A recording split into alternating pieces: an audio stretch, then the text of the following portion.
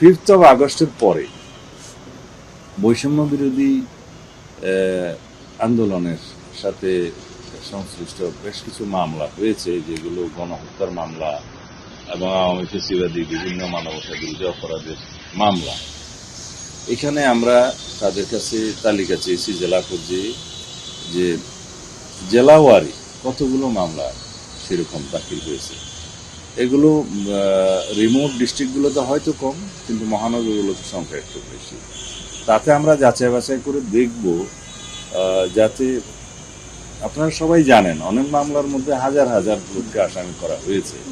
সেগুলো আমরা যাচাই বাছাই করে দেখব সত্যিকার অর্থে প্রকৃত আসামি কারা, সেটা আইইউ তদন্ত কর্মকর্তা ভূমিকা তদন্ত করে দেখবেন, এবং যাতে স্বল্প সময়ের ভিতরে সেটা ডিসপোজ অফ করতে পারে তদন্ত, সেটা দেখবেন।